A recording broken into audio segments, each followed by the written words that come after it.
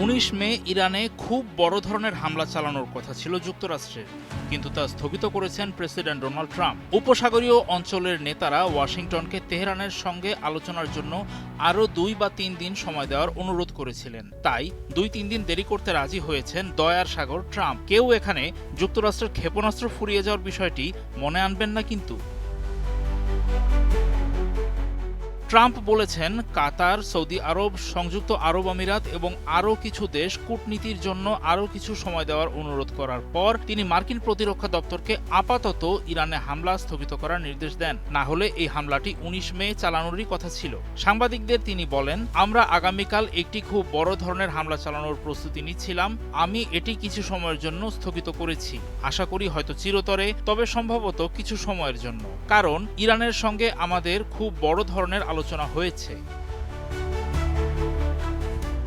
মার্কিন প্রেসিডেন্ট দাবি করেন যে উপসাগরীয় দেশগুলো বিশ্বাস করে তেহরান নাকি একটি চুক্তির খুব কাছাকাছি পৌঁছে গেছে। তিনি আরও যোগ করেন, যে কোনো চুক্তিতে অবশ্যই ইরানকে পারমাণবিক অস্ত্র তৈরি করা থেকে বিরত রাখতে হবে। এর আগে ট্রুথ সোশ্যালে দেওয়া একটি পোস্টে তিনি জানিয়েছিলেন, ওয়াশিংটন যদি তাদের বিবেচনায় একটি গ্রহণযোগ্য চুক্তি না পায়, তাহলে যে কোনো মুহূর্তে পূর্ণাঙ্গ ও ব্যাপক আকারের হামলা চালানোর জন্য তিনি যুক্তরাষ্ট্রের যুদ্ধ বিভাগকে প্রস্তুত থাকার নির্দেশ দিয়েছেন।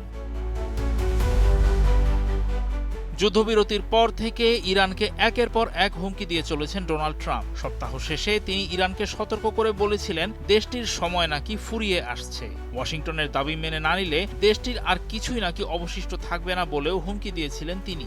এপ্রিলের শুরুতে ওই ভঙ্গুর যুদ্ধবিরতি প্রতিষ্ঠার পর থেকে ওয়াশিংটন ও তেহরানের মধ্যে পরোক্ষ আলোচনা স্থবির হয়ে রয়েছে। যুক্তরাষ্ট্র ও ইসরায়েলের উস্কানিতে ১ মাস ধরে চলা সংঘাতের পর ওই যুদ্ধবিরতি হয়েছিল।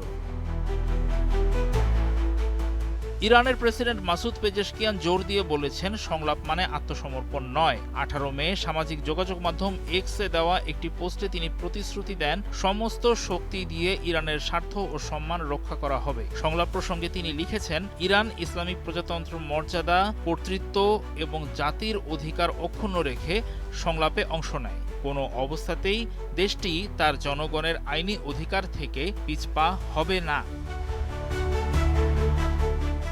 ইরান এর আগে ট্রাম্প প্রশাসনের বিরুদ্ধে সর্বোচ্চ চাপ প্রয়োগ নীতি নেওয়ার অভিযোগ তুলেছিল।